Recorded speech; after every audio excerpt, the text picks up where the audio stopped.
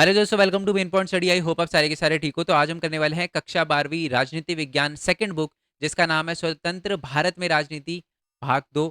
और उसके हम करने वाले हैं मोस्ट इंपॉर्टेंट क्वेश्चन। ठीक है, मैं बता दूं बहुत ज्यादा इंपॉर्टेंट क्वेश्चन है, सारे के सारे प्रीवियस ईयर क्वेश्चन है। और सिंपल लैंग्वेज में बोलूं तो इससे बाहर एक भी क्वेश्चन आपको अपने एग्जाम में देखने के लिए नहीं मिलेगा। किसी बच्चे को डाउट है तो ये भरत खोरवाल वाला चैनल है, लाइव वाले सेक्शन पे आज आना। यहाँ पर मैंने कुछ टाइम पहले जो है वो हमारे क्लास 10th वाले बच्चों का बोर्ड एग्जाम हुआ था, क्लास 11th वाले बच्चों का एग्जाम हुआ था। और नीचे आओगे तो पिछले साल जो है जिन बच्चों का क्लास 12th में एग्जाम हुआ था उनकी भी लाइव सेक्शन दिख जाएगा। एक तरफ मैं पीडीएफ खोलता हूँ मोस्ट इंपॉर्टेंट क्वेश्चन की, एक तरफ कोई भी लाइव वाली वीडियो देख लेना जिसमें मैंने पेपर एनालिसिस दिखाया हो। और एक तरफ जो है वो पीडीएफ खोलता हूँ और एक तरफ जो है वो बच्चों का भेजा हुआ क्वेश्चन पेपर, जो उनका क्वेश्चन पेपर आया होता है वो एक एक क्वेश्चन मैच करवाता हूँ। और इस बार भी वैसे ही करने वाला हूँ। किसी बच्चे को डाउट है ना, तो जिस दिन एग्जाम खत्म हो रहा है ना, भरत खोरवाल वाले चैनल पे आ जाना। और इस पे आना इसलिए भी इंपॉर्टेंट है क्योंकि यहाँ पर मैं आपकी रिवीजन वगैरह भी करवा रहा हूँ और एमसीक्यू वगैरह भी पूछ रहा हूँ आपसे। ठीक है, चलो। और एक बात छोटी सी और है कि ये जो है ना, ये पार्ट सेकंड है। पार्ट सेकंड है, इसका मतलब कि जो हमारी सेकंड बुक है वो मैंने दो वीडियो के अंदर कवर करवाने की बात करी थी। फर्स्ट पार्ट मैं पहले अपलोड कर चुका हूँ जिसमें चैप्टर नंबर 1 से लेकर चैप्टर नंबर 4 के मोस्ट इंपॉर्टेंट क्वेश्चन डाल चुका हूँ। बाकी जो सारे के सारे चैप्टर है मैं इस वीडियो के अंदर कवर करवा दूंगा। ठीक है, हमारा 5 हो गया, 6 हो गया, 7 हो गया, 8 हो गया, जो भी सारे के सारे चैप्टर बचे हैं वो इसी वीडियो के अंदर हम कवर करेंगे। ठीक है, और जो फर्स्ट पार्ट है उसकी वीडियो का लिंक आपको नीचे डिस्क्रिप्शन में मिल जाएगा, उसको छोड़ने की गलती बिल्कुल भी मत करना। ठीक है जी। तो बिना टाइम वेस्ट करे अब शुरू कर देते हैं। एक और छोटी सी बात यह है कि हमारा एक दूसरा भी चैनल है मेन पॉइंट टेक करके। बेसिकली इस पे मैं अर्निंग से रिलेटेड बताता हूँ कि एक स्टूडेंट कैसे अर्न कर सकता है। ठीक है, एनिमेशन वीडियो बनाकर यूट्यूब पे पढ़ाकर दूसरे की वीडियो कॉपी करके आप यूट्यूब पे डाल के अर्न कैसे कर सकते हो, एडसेंस वगैरह, है ना, वेबसाइट कैसे बना सकते हो फ्री में, और भी बहुत सारी चीज़ें मैं यहाँ पर बताता हूँ। तो अगर कोई अपनी यूट्यूब जर्नी शुरू करना चाहता है या ऑनलाइन अर्न करना चाहता है, जो कि बहुत सारे बच्चे चाहते हैं, क्योंकि अब आप 12th में हो, 12th से पार करोगे। ठीक है, उसके बाद जब आप, कुछ बच्चे होंगे जो कॉलेज में एडमिशन लेंगे, कुछ बच्चे ऐसे होंगे जिनको जॉब वगैरह करनी पड़ेगी, कुछ बच्चे ऐसे होंगे जो कुछ करना चाहते हैं बट क्योंकि उनको जॉब में जाना पड़ेगा, क्योंकि थोड़ा फाइनेंशियल प्रॉब्लम शायद घर की ज़्यादा अच्छी ना हो या उनको हेल्प करने का मन करे। तो इसलिए मैं बोल रहा हूँ सबसे बढ़िया तरीका है ऑनलाइन। आप ऑनलाइन अर्न करना अगर आपने शुरू कर दिया ना, इससे बढ़िया कोई काम नहीं है। क्योंकि आप अपना काम भी करते जाते हो और आप ऑनलाइन भी अर्न करते जाते हो। तो अगर कोई चाहता है ऑनलाइन अर्न करना तो मेन पॉइंट टेक वाला चैनल है। 9th के बच्चे ने एक बार मेरे को एक मैसेज भेजा था और बोला था कि सर आप बता दो अकाउंट कैसे अटैच करना है यूट्यूब गूगल एडसेंस में। इसका मतलब उसके $100 कंप्लीट हो गए हैं। ठीक है, आपको लग रहा होगा सर $100 कोई बड़ी बात थोड़ी ना होती है, 8,500 रुपये। बड़ा एक बच्चे के नज़रिए से सोचो, जो बच्चा 9th क्लास में पढ़ता है अगर वो अपने फादर के अकाउंट में 8,000 रुपये डलवा रहा है तो कितनी बड़ी बात है। क्योंकि उसका एडसेंस अकाउंट है, उसके फादर के नाम से ही करा था, क्योंकि इसकी एज अभी छोटी है। अर्न तो कर ली है बट फादर का अकाउंट लगाना पड़ा उसे। चलो, आई होप ये बात आपको क्लियर हो गई। तो इस चैनल को सब्सक्राइब कर लेना। बाकी आ जाते हैं जी मोस्ट इंपॉर्टेंट क्वेश्चन पे। दोबारा बोल रहा हूँ, फर्स्ट पार्ट अगर नहीं देखा तो देखना। और इस वाले चैनल पे अभी मैं रात को 10:30 बजे लाइव भी आऊंगा। मैं आपको बता दूं इस चैप्टर के एमसीक्यू भी मैं करवा चुका हूँ। ये सारे के सारे एमसीक्यू की प्रैक्टिस वगैरह हमने करी थी, तो यहाँ पर मैं लाइव वगैरह लेता रहता हूँ। तो रिवीजन होगी ना जो आखिरी के दिनों में, वो भी यहीं पर होगी।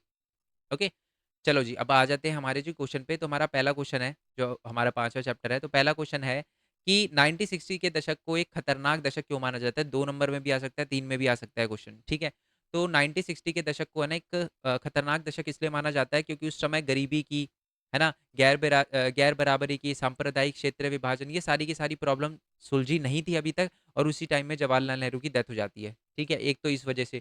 दूसरी बात है कि इस टाइम पीरियड में 1960 के दशक में है ना, हमें दो दो वॉर लड़नी पड़ती है। एक 1962 में चीन के साथ, एक 1965 में पाकिस्तान के साथ।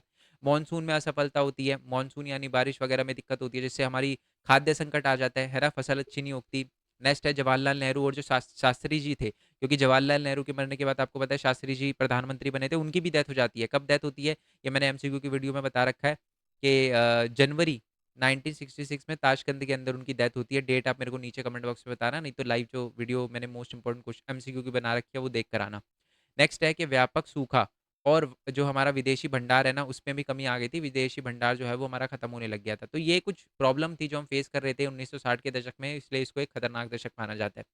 नेक्स्ट वाले क्वेश्चन पे आते हैं। नेक्स्ट वाला क्वेश्चन आपकी स्क्रीन पर ये रहा कि कोई 4 कारण उजागर कीजिए जिन्हें आप 1969 में हुए कांग्रेस पार्टी के विभाजन के लिए उत्तरदायी मानते हैं। कांग्रेस पार्टी किन मसलों को लेकर 1965 में टूट का शिकार हुई थी। सबसे पहले मैं आपको बता दूं 1969 के अंदर है ना, कांग्रेस पार्टी दो पार्ट में टूट गई थी। पहले सिर्फ कांग्रेस हुआ करती थी, जिसको हम आईएनसी बोलते थे। अब आईएनसी जो है वो दो पार्ट में टूट गई। एक पार्ट को कहा जाने लगा कांग्रेस ओ, जो कि सिंडिकेट की थी। सिंडिकेट पता है उन नेताओं को कहते हैं जो बहुत प्रभावशाली नेता थे ना कांग्रेस के अंदर, उनको सिंडिकेट कहा जाता था। दूसरी तरफ थी कांग्रेस आर, यानी ये जो थी हमारी इंदिरा गांधी की थी। ठीक है, तो बेसिकली दो पार्ट में टूट गया था 1969 में कांग्रेस। अब क्यों टूट गया था उसके बारे में बात करते हैं। पहला, इंदिरा गांधी और सिंडिकेट के बीच में वर्चस्व की लड़ाई। बेसिकली मैं आपको बता दूं कि ना इंदिरा गांधी और सिंडिकेट के बीच में ना वर्चस्व की लड़ाई चलती रहती थी। मैं ये भी बात क्लियर कर दूं आपको कि सिंडिकेट जो है ना, सिंडिकेट को ऑप्शन था कि मोरारजी देसाई को पीएम बनाना है या इंदिरा गांधी को बनाना है, बट उन्होंने इंदिरा गांधी को बनाया। पता है क्यों? क्योंकि उनको लग रहा था इंदिरा गांधी को तो कुछ पता नहीं है, तो वो हर डिसीजन के लिए हमसे पूछेगी तो हम इनडायरेक्टली रूल कर पाएंगे। बट ऐसा नहीं हुआ। इंदिरा गांधी जो है वो बहुत सारी बातों पर सिंडिकेट से सहमत नहीं होती थी और अपनी बात बहुत मुखर तरीके से रखती थी, और इसी की वजह से धीरे धीरे जो है उन्होंने सिंडिकेट को हाशिए पर चढ़ा दिया। उनकी बात बिल्कुल जो है सुनना बंद कर दी और अपोजिट भी गई, जिसकी वजह से कहीं ना कहीं लड़ाई हुई थी सिंडिकेट और इंदिरा गांधी के बीच में, और खटास बढ़ी थी और फिर अलग पार्टी बनी थी। नेक्स्ट है कि भूमि सुधार और प्रीवी पर्स के मतभेद पर। तो इंदिरा गांधी जो है वो भूमि सुधार लाना चाहती थी। ठीक है, लैंड जो है वो गरीबों को देना चाहती थी और कार्यक्रम वगैरह भी चलाए थे उन्होंने बहुत सारे, है ना। और प्रीवी पर्स जो है ना, प्रीवी पर्स बेसिकली वो पैसे हैं जो कि रजवाड़ों को दिए जाते थे। ठीक है, तो वो भी इंदिरा गांधी ने हटाने की बात करी थी, जबकि जो हमारे सिंडिकेट थे वो नहीं चाहते थे, तो इसको लेकर भी मतभेद हुआ।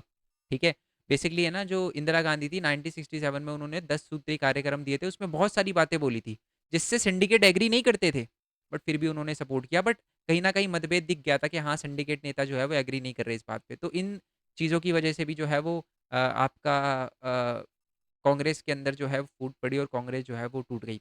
एक सबसे बड़ा रीज़न माना जाता है कांग्रेस की टूट का 1969 का राष्ट्रपति चुनाव। बेसिकली उस समय जो हमारे राष्ट्रपति थे उस टाइम, ठीक है, उनकी हो जाती है डेथ। ठीक है, आप मेरे को नीचे कमेंट बॉक्स में बताना उन क्या नाम था उन पर्सन का जिनकी डेथ हो जाती है, एमसीक्यू में मैंने कवर करवाए हैं।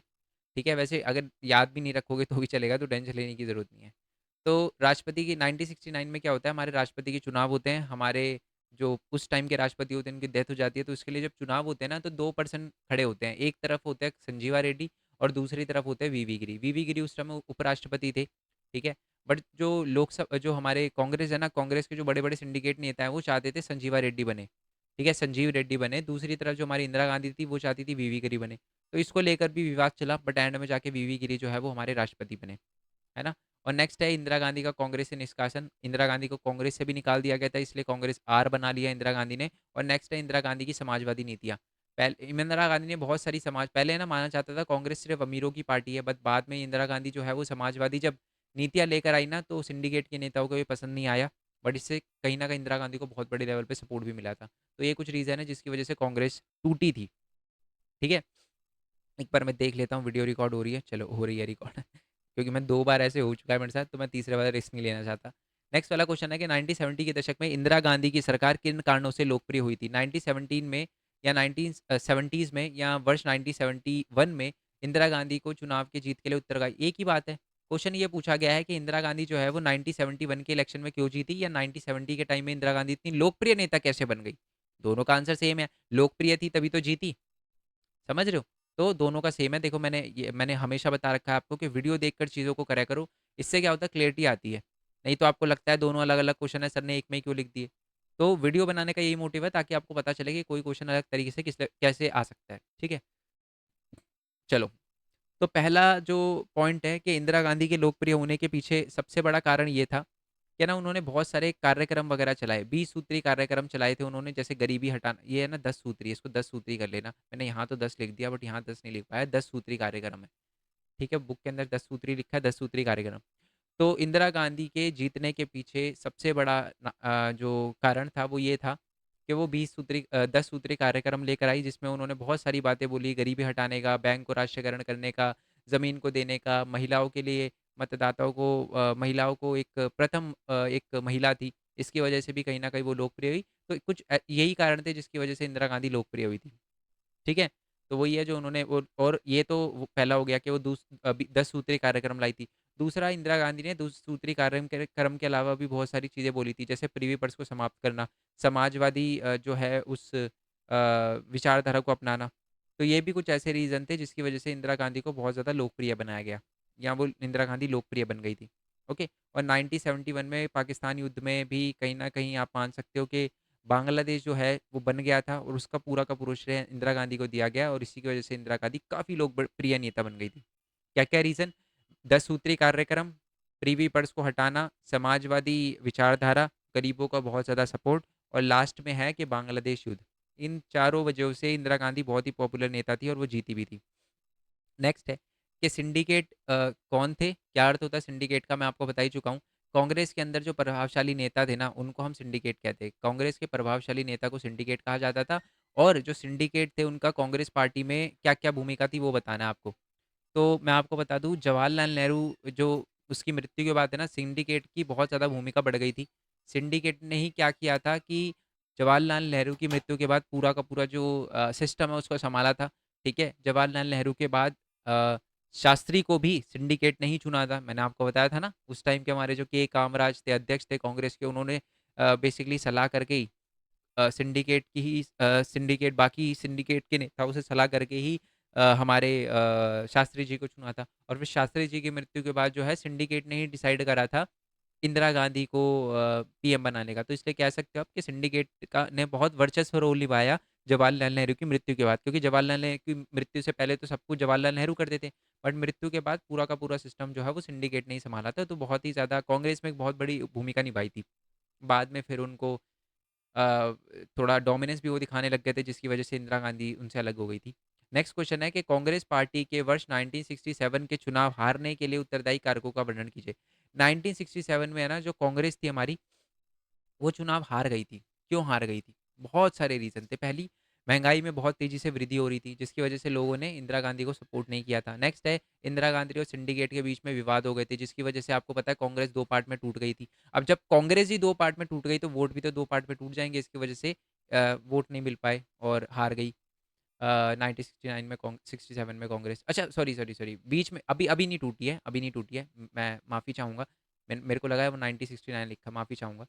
हमारी कांग्रेस तो 1969 में टूटी थी ना, बट यहाँ तो 1967 लिखा है, तो ये वाला पॉइंट मत इंक्लूड करो। बस ये बता दो कि इंदिरा गांधी और सिंडिकेट के बीच में विवाद होना उत्पन्न हो गए थे, ठीक है? जिसकी वजह से भी कहीं न कहीं विवाद हो रहे थे, जिसकी वजह से चुनाव में एक भारी हार देखनी पड़ी इंदिरा गांधी को। और नेक्स्ट है कि गंभीर आर्थिक संकट भी आ गया था और खाद्यान्न की कमी भी आ गई थी, मॉनसून वगैरह की भी प्रॉब्लम से फेस करनी पड़ी। वही है वो ऊपर वाली 1960 के दशक के अंदर क्या-क्या प्रॉब्लम आई थी ना, वही लिख दो। एक चीज़ और बता दूँ, ये भी आप बता देना कि चुनाव में बहुत ज़्यादा बुरा प्रभाव सामने आया था। जो कांग्रेस थी वो 9 राज्यों के अंदर हारी थी, ठीक है ना? 9 राज्यों के अंदर हारी थी और मद्रास जिसको आज हम तमिलनाडु बोलते हैं उसके अंदर तो फुल मेजॉरिटी की सरकार बनी थी डीएमके की और कांग्रेस हार गई थी, ठीक है? चलो। नेक्स्ट क्वेश्चन की बात करते हैं कि कांग्रेस प्रणाली की पुनर्स्थापना से आप क्या समझते हो? बहुत ही ज़्यादा इंपॉर्टेंट क्वेश्चन है, थोड़ा घुमा फिरा के आएगा, तो मैं आपको बता देता हूँ ये क्वेश्चन क्या पूछा जाएगा। क्वेश्चन ये भी पूछा जा सकता है कि कांग्रेस प्रणाली की पुनर्स्थापना से आप क्या समझते हो?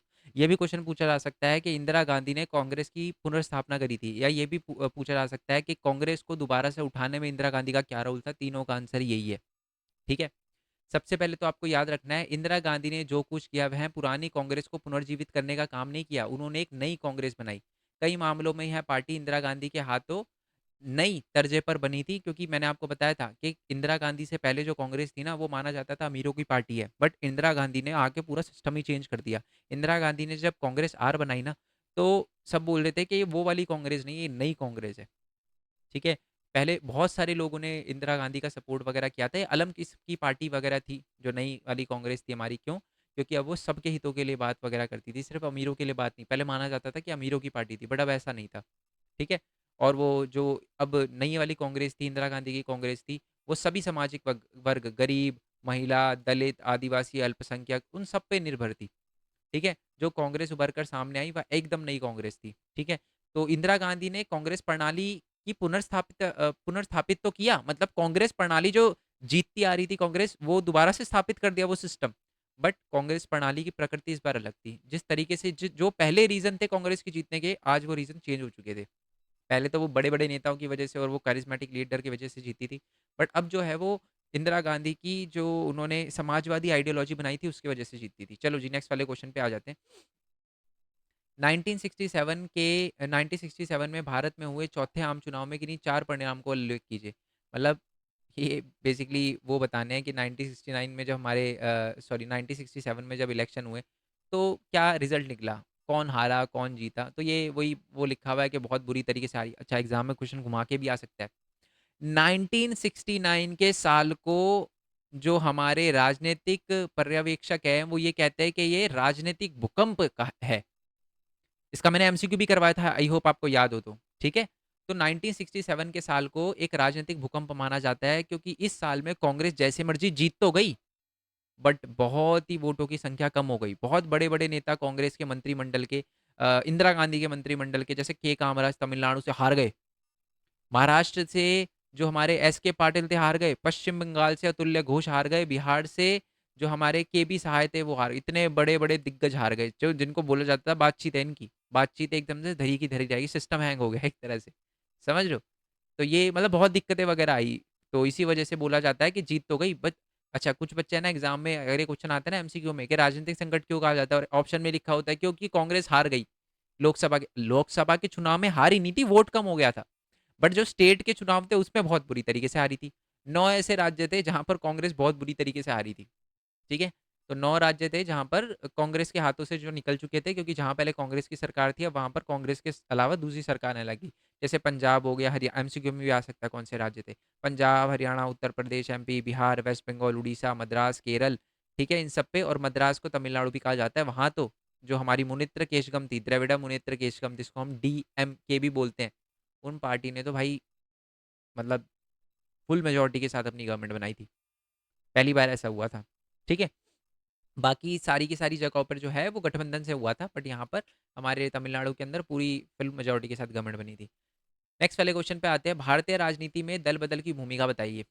ठीक है, मतलब दल बदल का क्या मतलब होता है, मैं आपको बता, ये बात आपको पता ही होगी कि बेसिकली जब एक तरह से इंदिरा गांधी जब हारी थी, उसी के बाद दल बदल का सिस्टम जो है वो शुरू होने लग गया था। बहुत सारे लोग जो है ना, वो अपनी पार्टी छोड़ के, कांग्रेस छोड़ के बाकी अलग अलग पार्टी में जा रहे थे, ठीक है? और इसी वजह से दल बदल से होता क्या है कि एक तरह से अपने स्वार्थ के लिए जब एक पर्सन अपनी पार्टी को चेंज कर दे, दूसरी पार्टी में चला जाता है, राजनीतिक दल में चला जाता है, उसी को हम दल बदल कहते हैं। पहले तो डेफिनेशन लिखी हुई है दल बदल की। अब ये जो दल बदल की राजनीति हो रही थी, उससे क्या क्या प्रभाव पड़ा हमारी राजनीति पे, भारत की राजनीति पे? पहला, दल बदल के कारण भारतीय राजनीति में एक व्यापक बदलाव आए, क्योंकि पहले ऐसे कभी नहीं होता था, बट जब दल बदल होने लग गए थे बहुत ज्यादा, मतलब अब है ना, आप ये नहीं, अगर मान लो कोई पार्टी को बहुत ज्यादा सीटें मिली भी है ना, तब भी वो ये नहीं बोल सकती कि हम सरकार चला पाएंगे, क्योंकि वो बंदा ही पार्टी चेंज कर देता था फिर, है ना? अवसरवादी और अनैतिक राजनीति का जन्म हुआ, मतलब अपने फायदे के लिए लोग राजनीति का उपयोग करने लगे। तो अवसरवादी, जैसे कि मान लो मैं किसी पॉलिटिकल पार्टी से हूँ, मैं एक पॉलिटिकल पार्टी से टिकट जीता हूँ, सामने वाला कह रहा है मैं तेरे को इतने पैसे दे दूंगा, ये पोस्ट दे दूंगा, तू मेरे साथ आ जा, मैं उसके साथ चला गया, तो ये अनैतिक चीज है ना। तो इस चीज का जन्म हुआ। राजनीतिक अस्थिरता में वृद्धि हुई, कभी भी किसी की सरकार भी गिर जाती, चार पैसे दो, किसी के मुंह पे मारो, मंत्री के वो चेंज कर देता पार्टी, है ना? और राजनीतिक भ्रष्टाचार में भी वृद्धि हुई है ना, पैसे वगैरह की बातचीत वगैरह, ये सारी की सारी चीजें, इसका जो है वो प्रयोग बहुत ज्यादा किया जाने लगा पैसे का। नेक्स्ट आते हैं कि प्रीवी पर्स से आप क्या समझते हैं और इसे किसने समाप्त किया था? इंदिरा गांधी ने समाप्त किया था। प्रीवी पर्स में आपको बता चुका, रियासत को दी जाने वाले जो पैसे थे ना, जो नकदी थी, जो पैसे थे, उसी को ही हम क्या कहते थे, प्रीवी पर्स कहा करते थे। एक और चीज़ बता देता हूँ, ये 1971 में नवंबर में, जहाँ तक मेरे को याद है, नवंबर में 26वें संशोधन के बाद हमारे संविधान से हटाया गया था, याद रखना है, ठीक है? नेक्स्ट वाले क्वेश्चन की बात करते हैं कि गैर कांग्रेसवाद क्या है। 1967 में ये नारा दिया था राम मनोहर लोहिया ने, और बोला था कि गैर कांग्रेसी सारी की सारी पार्टी साथ आ जाओ, ठीक है, गुट बनाएंगे और कांग्रेस को बहुत बुरी तरीके से हराएंगे, और हरा भी दिया था। मतलब कांग्रेस लोकसभा में मतलब जो हमारी पूरे जो केंद्र सरकार है उसमें तो कांग्रेस ही रही, बट वोट शेयर बहुत गिर गया और 9 राज्य के अंदर कांग्रेस की सरकार हट गई।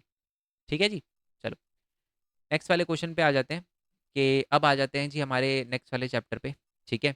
कि 1970 के दशक में सार्वजनिक असंतोष को थे, यानी 1970 का जो दशक था ना, बड़ी दिक्कतें आई, बड़ी दिक्कतें आई। कौन कौन सी दिक्कतें आई, वो सारी की सारी दिक्कतें बतानी है, और इससे कहीं ना कहीं आपातकाल का भी नहीं लेना है, वो दिन बताऊंगा। पहले तो क्या क्या दिक्कतें थी वो बता देता हूँ, फिर आपातकाल का इससे क्या लेना देना है वो बताऊंगा, क्योंकि आप देख रहे हो मैंने दोनों क्वेश्चन साथ में लिखे हुए हैं। मैंने बताया था ना कि कोई क्वेश्चन अलग तरीके से पूछा जाएगा, ठीक है? अब देखो, सबसे पहले तो 1970 में क्या क्या दिक्कतें चल रही थी वो बताता हूँ। गरीबी हटाओ आंदोलन जो है ना, कुछ खास नहीं चल पाया इंदिरा गांधी का। आर्थिक बता रहा हूँ पहले, पैसों के मामले में बांग्लादेश के साथ हमारी 71 में वॉर हुई थी, उससे भी बहुत ज्यादा अर्थव्यवस्था पे दबाव पड़ा था। नेक्स्ट है कि हमें अमेरिका भी जो मदद करता था, हर मदद मदद है ये मदद, मदद की सहायता देनी अमेरिका ने भी बंद कर दी थी, क्योंकि 1971 में हमने यूएसएसआर से थोड़ा नज़दीकियाँ वगैरह बढ़ा ली थी। अंतर्राष्ट्रीय बाजार में तेल की कीमतें भी बढ़ने लगी थी, जिसके अंदर भारत, जिसकी वजह से भारत में भी चीज़ों के दाम बहुत तेज़ी से बढ़ने लगे थे। औद्योगिक विकास भी जो है वो बहुत कम हो गया था। तो ये कुछ आर्थिक प्रॉब्लम हमारे भारत के अंदर चल रही थी, ये हो गया पहला पॉइंट। दूसरा पॉइंट, और शहरी और गाँव के अंदर जो है वो बेरोज़गारी वगैरह बढ़ रही थी, और जो है सरकारी खर्चे इतने बढ़ रहे थे कि सरकारी कर्मचारियों की सैलरी तक रोक दी थी। इतनी सोचो, इतनी दिक्कत है। ठीक है जी? मंत्रियों को बेशक मिल रही हो, बट सरकारी नौकरों की जो है वो सैलरी रोक दी। चलो आगे आ जाते हैं। नेक्स्ट है, ये तो पहली चीज़ चल रही थी 1970 के दशक में। दूसरी चीज़ जो चल रही थी, गुजरात और बिहार के अंदर आंदोलन भी चल रहे थे। क्यों?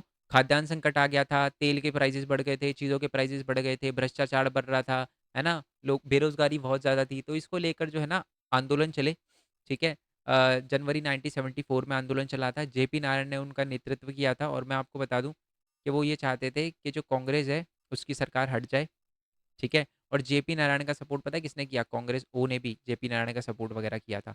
तो मतलब आंदोलन वगैरह भी चल रहे थे, और एक टाइम तो जयप्रकाश नारायण ने संपूर्ण क्रांति का नारा दे दिया था, और बोला था कि जी हम बिल्कुल जो है इंदिरा गांधी को हटाकर ही मानेंगे।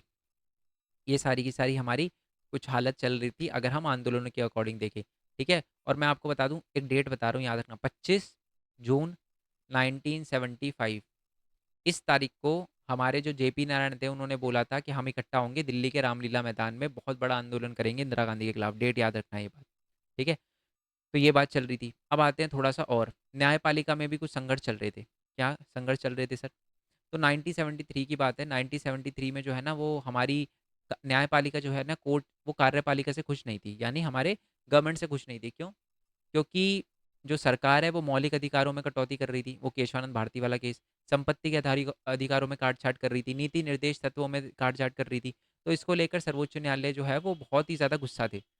ये पहला पॉइंट हो गया गुस्सा होने का सर्वोच्च न्यायालय का। दूसरा पॉइंट ये था कि उस टाइम की जो सरकार है ना, उसने जेएम शेल्ट, हमारे के S Hegde, A N Grover, इन तीन सुप्रीम कोर्ट के जज को छोड़कर, ये तीनों वरिष्ठ थे, इनको छोड़कर हमारी सरकार ने ए एन रे, जो कि एक जूनियर जज थे, उनको मुख्य न्यायाधीश बना दिया, उनको सुप्रीम कोर्ट का चीफ जस्टिस बना दिया। और इसके चक्कर में जो है वो सुप्रीम कोर्ट बोल रही है तो आप इंटरफेयर कर रहे हो, आप तो ऐसे बंदे को लेकर आ रहे हो जो सीनियर नहीं है, इसका मतलब आप फायदा उठाओगे उस बंदे से, आपके खिलाफ जो केस हो गए वो दबाओगे, है ना? तो ये भी संघर्ष चला। ये क्लियर हो गया आपको? तो सरकार ने इन कार्यों से प्रतिबंध न्यायपालिका तथा प्रतिबंध नौकरशाही की बातें होने लगी। मतलब ये बोला गया कि बेसिकली इंदिरा गांधी ऐसा इसलिए कर रही है, कांग्रेस इसलिए कर रही है, ताकि वो न्यायपालिका को प्रतिबंध कर पाए, नौकरशाही को प्रतिबंध कर पाए। और एक और चीज़ थी, ये 1975 है। और एक और चीज़ है, 12 जून 1975 को क्या हुआ था कि एक, पहले तो बता दूं कि एक पर्सन थे, समाजवादी नेता थे, जिनका नाम था राजनारायण। इन्होंने ना केस कर दिया था इंदिरा गांधी पे कि 1971 में जो इलेक्शन हुए ना, ये 1971 है, इसलिए देखो वीडियो देखना इंपॉर्टेंट है। ये छोटी छोटी मिस्टेक हो जाती है, क्योंकि मैं हिंदी में टाइप करता हूँ, है ना? तो समझा करो, क्योंकि मैं हिंदी में टाइप करता करता वन लिखता हूँ, वो आता नहीं है, देखो दोनों तरफ वन छूटा हुआ है ना? समझ गए ना? तो इसकी वजह से, तो इसी वजह से वीडियो देखना इंपॉर्टेंट, और अच्छी बात है आप वीडियो देख रहे हो। तो 1990 12 जून 1995 को क्या, 1975 को क्या होता है कि, पहली बात तो बता दो, एक पर्सन थे, समाजवादी नेता थे, जिनका नाम था राजनारायण। उन्होंने केस करा था सुप्रीम कोर्ट में, याचिका डाली थी, क्या ना, एक हाई कोर्ट में याचिका डाली थी। उन्होंने बोला था कि इंदिरा गांधी ने 1971 में धोखाधड़ी करी है इलेक्शन में। कहती जी क्या धोखाधड़ी करी है? तो उस राजनारायण ने बोला कि उन्होंने क्या किया है, सरकारी गाड़ियों का उपयोग किया है, बट इलेक्शन में आप सरकारी गाड़ियों का उपयोग नहीं कर सकते, पुलिस की वैन का उपयोग नहीं कर सकते, क्योंकि आपकी वो नहीं है, इलेक्शन के टाइम आपकी नहीं होती वो सारी की सारी चीज़ें। बट उस टाइम जो है अ, उन्होंने फिर केस कर दिया। ओके। और जो हमारे उस टाइम के इलाहाबाद के उच्च न्यायालय के जो न्यायाधीश थे, जिनका नाम था जगमोहन लाल सिन्हा, उन्होंने बोला कि जो इंदिरा गांधी है, उनके जो लोकसभा के चुनाव वगैरह है ना, उनके निर्वाचन में हम उन पे रोक वगैरह लगाएंगे, ये सारी की सारी चीज़ें वगैरह करेंगे। और उन्होंने ये बोला कि इंदिरा गांधी का जो निर्वाचन था ना, वो अवैध घोषित कर दिया उन्होंने। ठीक है जी? तो ये कुछ प्रॉब्लम चल रही थी न्यायपालिका से रिलेटेड। ऊपर से एक रेल हड़ताल भी हुई, ठीक है? रेल हड़ताल भी हुई थी। एक जॉर्ज फर्नांडिस थे, बेसिकली ये बड़े नेता थे। इन्हीं के नेतृत्व में बाकी रेल कर्मचारियों ने क्या किया कि हड़ताल कर दी, 20 दिनों तक रेल बंद रही है पूरे इंडिया के अंदर। सोचो कितनी बुरी बात है, इसी शर्म की बात है। बट ये अब इन सारी की सारी चीज़ों में से कुछ रीज़न ऐसे थे जिसकी वजह से इंदिरा गांधी ने आपातकाल लगाया। अब देखो इतना तो आपको पता ही होगा कि ये चैप्टर आपातकाल से रिलेटेड है। तो सबसे पहले तो आपको ये बताना है कि 1975 के अंदर इंदिरा गांधी ने 25 जून 1975 के अंदर जो है वो आपातकाल लगाया था। आपातकाल के पीछे बहुत सारे रीज़न थे। पहला रीज़न तो ये है कि सरकार के खिलाफ जो है वो आंदोलन वगैरह चल रहे थे गुजरात और बिहार में। दूसरा रीज़न है कि न्यायपालिका जो है उस पर भी विवाद वगैरह चल रहे थे, और एक जगह पर तो हमने ये भी देखा कि इंदिरा गांधी पे केस भी हो गया था, और जिसमें ये बोला गया था कि इंदिरा गांधी को पीएम की पोस्ट से हटना पड़ेगा। ऊपर से रेल के कर्मचारियों ने भी आंदोलन वगैरह कर दिए थे। तो ये सारी की सारी चीज़ों की वजह से ही इंदिरा गांधी ने क्या किया, क्या इमरजेंसी वगैरह लगा दी। कब लगाई थी, डेट याद रखना, 25 जून 1975 को। उस टाइम के जो पीएम, उस टाइम के जो राष्ट्रपति थे ना, फखरुद्दीन अहमद, अली अहमद, उनको एक सिफारिश करी प्रधानमंत्री ने, इंदिरा गांधी ने, कि आर्टिकल 352 का यूज़ करके आप है ना पूरे देश के अंदर आपातकाल लगा दो। ठीक है, तो उसके बाद जो है वो देश के अंदर आपातकाल लगाया था। अगले दिन से ही आपातकाल शुरू हो गया। सुबह सुबह 6 बजे जो है वो हमारे पार्लियामेंट के जो हमारे केंद्रीय मंत्री है उनकी बैठक वगैरह बुलाई गई थी, और इंदिरा गांधी ने बोला कि अब से कुछ टाइम तक आपातकाल लगाया जाएगा। 18 महीने तक चला आपातकाल। अब आपातकाल के परिणामों की व्याख्या कीजिए। ठीक है, आपातकाल के समय क्या क्या हुआ था वो बताना है आपको। ठीक है, सबसे पहले तो आपातकाल के परिणाम क्यों हुए, ये परिणाम नहीं है, आपातकाल के दौरान क्या हुआ था, के दौरान क्या हुआ था। या ये भी बोल सकते हो आपातकाल के क्या परिणाम थे, यानी आपातकाल जो लगाया गया उससे क्या हुआ, एक ही बात है। चाहे आपसे पूछे आपातकाल के दौरान क्या हुआ या आपातकाल के परिणाम पूछे, दोनों एक ही आंसर है, टेंशन लेने की जरूरत नहीं है। पहला, प्रेस की स्वतंत्रता निलंबित कर दी गई, सेंसरशिप लगा दी गई, और सारे न्यूज़पेपर को ये बोला कि आप है ना वही छाप सकते हो जो हम आपसे छापने के लिए बोलेंगे, है ना, प्रेस सेंसरशिप, है ना, और आपको चेक करवाना पड़ेगा कि क्या आप छाप रहे हो, आप क्या नहीं छाप रहे। नेक्स्ट है, शक्तियों का केंद्रीकरण कर दिया गया। अब सिर्फ केंद्र सरकार ही जो है ना, सारी की सारी पावर केंद्र सरकार के पास आ गई। अब सारी की सारी जो पूरे भारत की जो पुलिस है वो सिर्फ केंद्र सरकार की सुनेगी। नेक्स्ट, नागरिकों के मौलिक अधिकार को निलंबित कर दिया गया। नागरिकों के जो मौलिक अधिकार थे ना वो भी सारे हटा दिए, अब वो कोर्ट में नहीं जा सकते थे मौलिक अधिकार के लिए। नेक्स्ट, इंडियन एक्सप्रेस और जो स्टेट्समैन जैसे अखबार है ना, उन्होंने समाचार पत्रों को छापने से रोका जाता था। वह अपने उनकी खाली जगह में छोड़ देते थे, मतलब उन्होंने खाली न्यूज़पेपर छापना शुरू कर दिए। और बहुत सारे ऐसे थे, सेमिनार और मैनचेस्टर, सेमिनार और मेन स्ट्रीम जैसी पत्रिकाएं थी, इन्होंने तो बंद ही कर दिया कि अरे भाई हम छापते ही नहीं, हम किसी के सामने घुटने ही नहीं टेकेंगे। उन्होंने अपनी पत्रिका ही बंद कर दी कि भाई छोड़ो। और बहुत सारे कन्नड़ लेखक थे, जैसे एक कन्नड़ लेखक थे जिनका नाम था शिवराम कांत। ठीक है, हिंदी लेखक थे जिनका नाम था फणीश्वर नाथ, जिसको हम रेणु भी बोलते थे, है ना। इन्होंने इसका विरोध करते वक्त, किसका विरोध करते हुए, आपातकाल का विरोध करते वक्त अपनी पदवी वगैरह जो थे, अवार्ड वगैरह जो इनको मिले थे वो लौटा दिए। बड़े बड़े जो विपक्षी नेता थे उनको जेल में डाल दिए। साथ में जो आरएसएस थी, जिसको राष्ट्रीय स्वयंसेवक संघ कहते हैं, और जो जमात इस्लामी थी, इन दोनों पर प्रतिबंध लगा दिया गया ताकि कोई दंगे वगैरह ऐसा कुछ ना हो। धरना प्रदर्शन हड़ताल पर रोक वगैरह लगा दी गई थी। निवारक नजरबंदी लगा दी गई। इसका मतलब है कि किसी भी बंदे को सिर्फ शक के बिना पे उठा लिया, उनको बिना रीजन दिए कि जी हम आपको क्यों उठा रहे हैं, क्यों नहीं उठा रहे, ये भी नहीं बताया, और उनको जेल में डालना शुरू कर दिया। आर्टिकल 42 का उपयोग किया गया, सॉरी, संविधान के अंदर 42वां संशोधन किया गया, और क्या किया गया कि जो 5 साल का कार्यकाल होता है ना वो 6 साल कर दिया गया, यानी जो इलेक्शन 1976 में होने चाहिए थे वो 1978 में करवाए गए, करवाने की बात करी गई। उसके बाद क्या हुआ कि प्रधानमंत्री, राष्ट्रपति, है ना, और हमारे उपराष्ट्रपति के निर्वाचन पर अदालत ने भी कोई चुनौती वगैरह ना दे पाई। ये भी कर दिया कि अब जो भी है ना वो मैं ही चुनूंगी, इंदिरा गांधी ने बोला। प्रधानमंत्री, अच्छा याद है ना आपको, मैंने आपको बताया था इंदिरा गांधी पे केस चल रहा था कि वो प्राइम मिनिस्टर नहीं रह पाएगी क्योंकि उनका 1971 का इलेक्शन जो था वो रिग्ड था, या उन्होंने गलती करी पुलिस वैन का यूज़ वगैरह करके।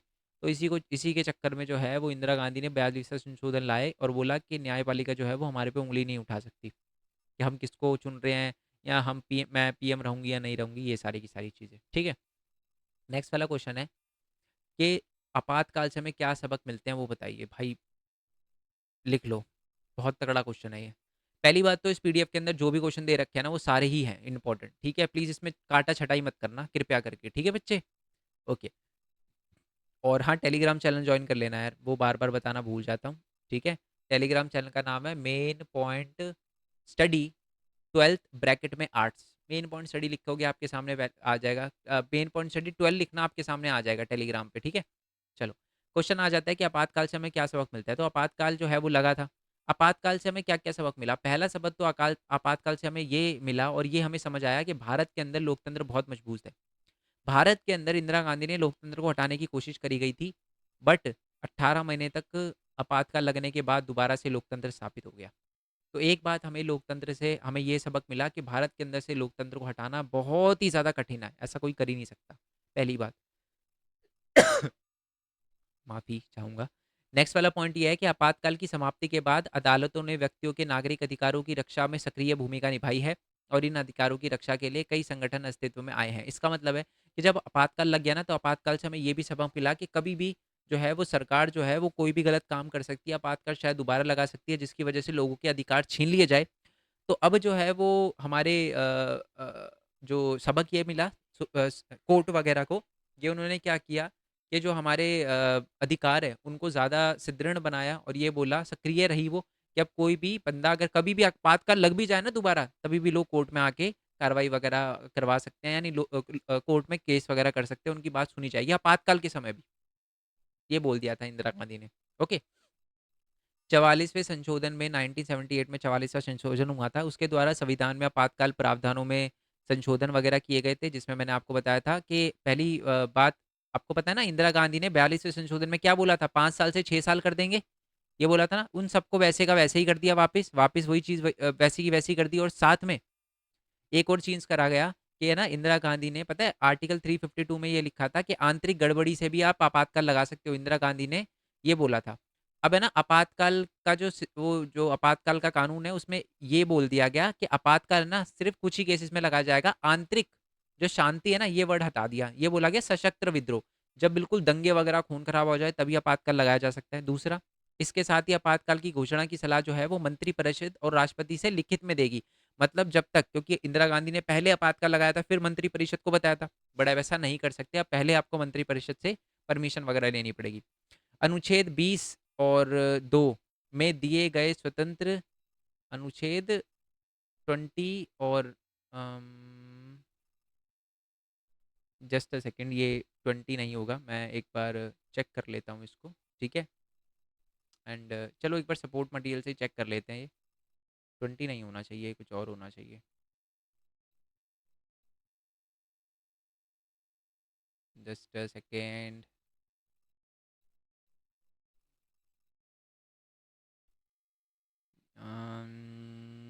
हाँ जी, ये रहा 20 और 21। ये बेसिकली हमारा वो है, क्या कहते हैं उसको,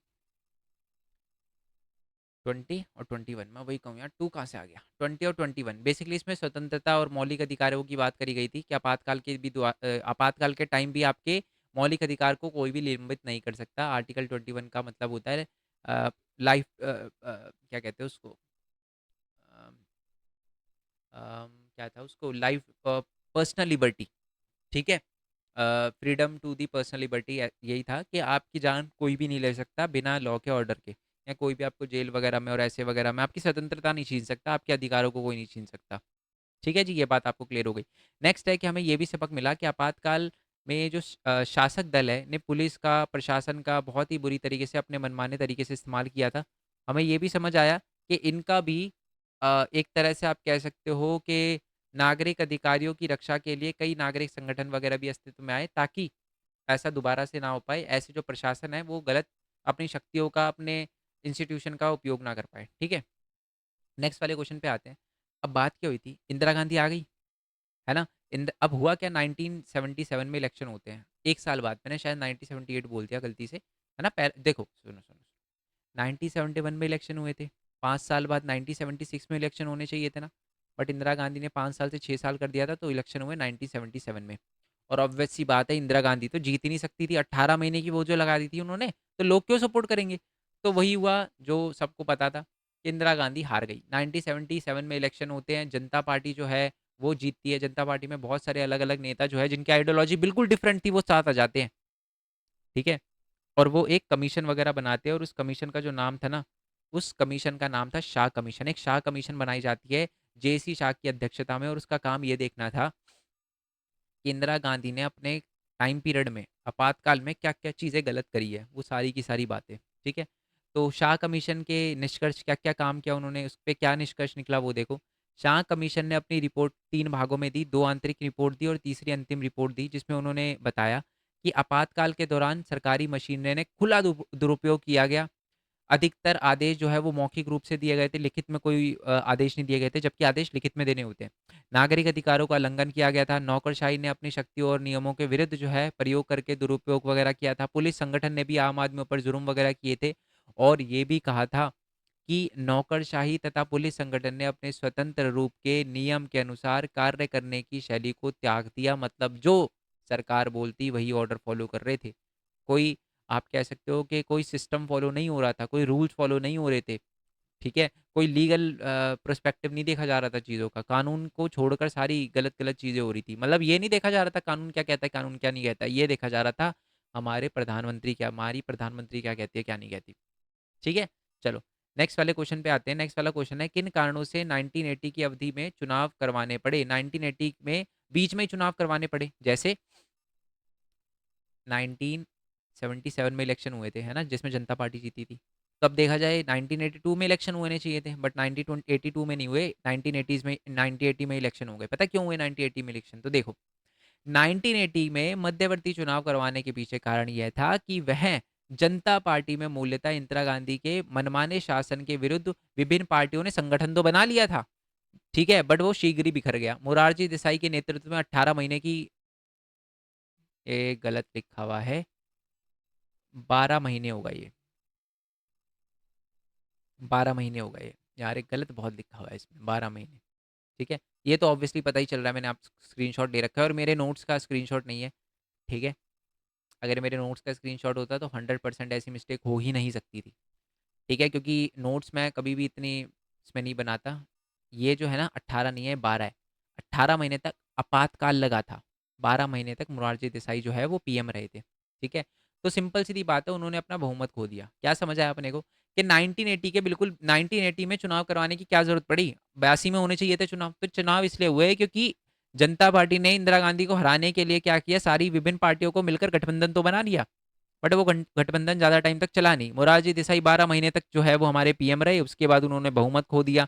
कांग्रेस ने समर्थन कर दूसरी बार में चौधरी चरण सिंह के नेतृत्व में उन्होंने सरकार वगैरह बनवाई, लेकिन बाद में कांग्रेस ने समर्थन वापस लेने का फैसला किया और इस वजह से चौधरी चरण सिंह का भी पोपट बन गया और उनकी भी सरकार गिर गई। सिर्फ 4 महीनों तक ही सरकार चली उनकी। मेरी बात समझ रहे हो? देखो देखो कितनी बढ़िया स्टोरी है ये समझा देता हूँ। ऑल तो ये चीज़ जो है ना, मैंने आपको जो हमारा लास्ट वाला चैप्टर था ना, हमारा लास्ट वाला चैप्टर जिसमें मैंने आपको बदलती हुई वो बताई थी राजनीति, उसके अंदर मैंने उसकी अलग से भी वीडियो बना रखी है, जो हमारा इस बुक का लास्ट वाला चैप्टर है। ऑल दो अभी मैं करवाऊंगा उसको भी, और उसमें मैंने आपको बताया था लाइव वगैरह में आपको अच्छे से समझाया था। मैं दिखा देता हूँ,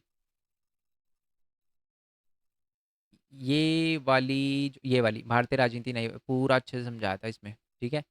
चलो, आई होप ये बात आपको क्लियर हो गई, फिर भी समझाता हूँ। देखो, 1977 में इलेक्शन होते हैं, मोरारजी देसाई पीएम बनते हैं। मोरारजी देसाई जो है पीएम किसके सपोर्ट से बनते हैं? विपक्षी दल के सपोर्ट से बनते हैं, ऑब्वियसली। अब जब वो विपक्षी दल के सपोर्ट से पीएम बनते हैं ना, तो कुछ जो पार्टी है ना, वो अलग अलग हो जाती है और मोरारजी देसाई को हटना पड़ता है। उसके बाद जो है कांग्रेस है ना, चौधरी चरण सिंह को बोलती है, हम बनाएंगे आपको पीएम, आप टेंशन क्यों ले रहे हो, हम करेंगे सपोर्ट। तो चौधरी चरण सिंह पीएम के लिए मोरारजी देसाई से सपोर्ट वापस ले लेते हैं, और जब वो पीएम बनते हैं 4 महीने के बाद, सिर्फ 4 महीने के बाद एक तरह से धोखा हो जाता है चौधरी चरण सिंह के साथ, और उनको भी पोस्ट से हटना पड़ता है। क्यों? क्योंकि जो उस टाइम कांग्रेस ने साथ देने की बात करी थी ना, सिर्फ 4 महीनों बाद ही उन्होंने बोला कि हम भी सपोर्ट वापस ले रहे हैं, ठीक है। और 4 महीने के बाद जो है वो पीएम की पोस्ट से हटना पड़ता है हमारे उसको, और इसी वजह से जो है वो दोबारा इलेक्शन करवाने पड़ते हैं 1980s में, ठीक है। चलो जी, आई होप ये बात आपको क्लियर हो गई। 1977 के चुनाव के बाद पहली दफा केंद्र में विपक्षी दल की सरकार बनी, ऐसा किन कारणों से हुआ? ये तो सिंपल क्वेश्चन है यार, ये बड़ा सिंपल क्वेश्चन है। क्वेश्चन क्या है, अच्छा एक और बात, जो हमारी कांग्रेस थी ना, 1977 में उनको कितनी सीटें मिली? सिर्फ 184 सीटें मिली। और जो हमारी विपक्षी दल है उनको 303 सीटें मिली। ये भी याद रखना है, एमसीक्यू में भी आ सकता है, और ये एमसीक्यू मैंने करवाया हुआ भी है आपको, ठीक है।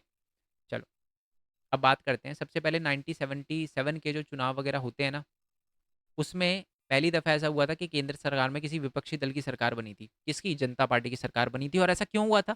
पहली बात, आपातकाल जो इंदिरा गांधी ने लागू किया था ना, उससे लोग बहुत ज़्यादा खफा थे। ये पहला। दूसरा, बहुत सारे अलग-अलग पार्टी जो थी ना, वो सारी की सारी साथ आ गई थी। तीसरा, कि हम हज़ारों लोग जो थे वो गिरफ्तार किए गए थे, सेंसरशिप वगैरह लगाई गई थी, है ना? और जो पहले कांग्रेसी वोट थे वो एक तरह से जो गैर कांग्रेस सरकारें, गैर कांग्रेस पार्टी है, लोगों ने उनको वोट दिया। जैसे कि मान लो मैं कांग्रेस को वोट देता था एक तरह से, मतलब मेरा पॉलिटिक्स से कोई लेना-देना नहीं, लेट्स अज्यूम। मान लो मैं कांग्रेस को वोट देता था। उसके बाद इंदिरा गांधी ने आपातकाल लगा दिया, मेरा मूड खराब, मैंने कहा यार जेलों में डाल रहे हैं, तो फिर मैंने अपना वोट जो है वो विपक्षी कांग्रेस पार्टी का कर दिया। ठीक है? तो ये सारी की सारी चीज़ें हुई, इसकी वजह से जो है वो कांग्रेस बहुत बुरी तरीके से आ रही है। और लास्ट पॉइंट यही है जिसमें बता रखा है, 184 सीटें मिली सिर्फ, और 303 सीटें सिर्फ और सिर्फ विपक्षी दल को मिली, जो गठबंधन बनाया था ना, जनता दल का गठबंधन, वो। नेक्स्ट वाले क्वेश्चन पे आ जाते हैं।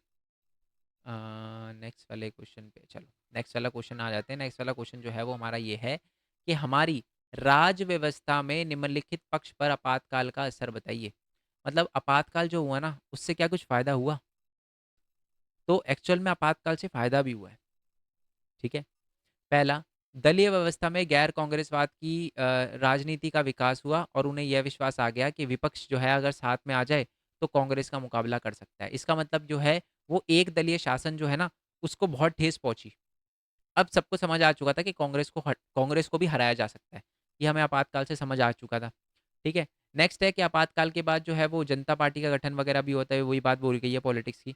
बट है ना, आप ये भी एक और बात है कि आपातकाल के बाद जो है ना, एक राज व्यवस्था में ये भी चीज़ें चेंज हुई कि जो गलत कानून थे उनको दोबारा से सही करा गया। जैसे कि आपको पता ही है, वो जो 5 साल से 6 साल, और ये बात बोली गई थी ना कि अंदरूनी आंतरिक गड़बड़ी के कारण जो आपातकाल लगाया सकता है, वो वैसे का वैसा ही हो गया। नेक्स्ट है कि लोग भी अपने अधिकारों को लेकर जो है ना, वो ज़्यादा जागरूक हुए। ठीक है? चलो, ये सारी की सारी चीज़ें आपको समझ आ गई हो। और आपातकाल के बाद जो है कांग्रेस ने अपनी असली कांग्रेस कहती थी उसे भी उसका भी विभाजन हुआ। वैसे तो आपातकाल में ही हो चुका था। इसके नेता जो आपातकाल के समर्थन में नहीं थे, परंतु आपातकाल के विरोध में सहायक नहीं थे। आपातकाल के बाद बाबू जगजीवन राम के नेतृत्व में कांग्रेस की अलग सरकार बनी और डेमोक्रेट। अच्छा, एक ये भी हुआ कि एक बदलाव और आया, जो उस टाइम कांग्रेस के अंदर थे आपातकाल के समय, वो भी अलग होके उन्होंने भी आपातकाल के बाद अपनी अलग-अलग पार्टी बना ली थी। मतलब जो आपातकाल में कांग्रेस के साथ थे ना, उन्होंने भी आपातकाल के बाद कांग्रेस से हटकर एक अलग पार्टी बना ली थी अपनी। ठीक है? आई होप ये बात आपको क्लियर हो गई हो। अब ये है जी हमारे नेक्स्ट वाला चैप्टर, क्षेत्रीय आकांक्षाएँ, और हमारा जो एनडीए वाला, और जो मैंने अभी-अभी आपको दिखाया ना कि भारतीय राजनीति नए बदलाव। इसके मैं मोस्ट इम्पोर्टेंट क्वेश्चन पहले ही डाल चुका हूँ यार। ये पीडीएफ ये रही, मैं इस पीडीएफ का लिंक आपको नीचे डिस्क्रिप्शन में दे दूँगा। ठीक है? वहाँ से डाउनलोड करने की ज़रूरत नहीं है, मैं आपको वो पता चल ही जाएगा आपको कि वहाँ से डाउनलोड करने की ज़रूरत क्यों नहीं है। क्योंकि जो पीडीएफ है उस पे जो है वो ज़्यादा प्राइस दे रखा होगा, इसमें कम प्राइस दे रखा है, 25 दे रखा है शायद। पूरे चारों के चारों चैप्टर डिवाइड करोगे तो ₹7 के एक चैप्टर के मोस्ट इम्पोर्टेंट क्वेश्चन है। ठीक है? तो यहाँ से डाउनलोड करना ज़्यादा अच्छा है, क्योंकि यहाँ पर 5, 6, 7, 8 सारे के सारे चैप्टर जो है सबके मोस्ट इम्पोर्टेंट क्वेश्चन दे रखे हैं। ठीक है जी? आई होप ये बात आपको क्लियर हो गई हो। और इसकी पीडीएफ का लिंक नीचे डिस्क्रिप्शन में दे रखा है। टेलीग्राम चैनल जॉइन कर लेना, हमारे डिफरेंट डिफरेंट चैनल जैसे मेन कॉन्टैक्ट है, इसको जॉइन कर लेना, है ना? और 10:30 बजे मिलते हैं यहाँ पर, लाइव वगैरह करेंगे। नियोजित विकास के एमसीक्यू रह रहे थे, और हमारा जो चैप्टर नंबर 4 है, भारत की विदेश नीति, उसके एमसीक्यू रह रहे थे, उसकी हम प्रैक्टिस करेंगे। ठीक है? बाकी मिलते हैं जी नेक्स्ट वीडियो में, तब तक के लिए थैंक यू सो मच। जय हिंद, जय भारत, वंदे मातरम। Thanks for your support. Bye bye.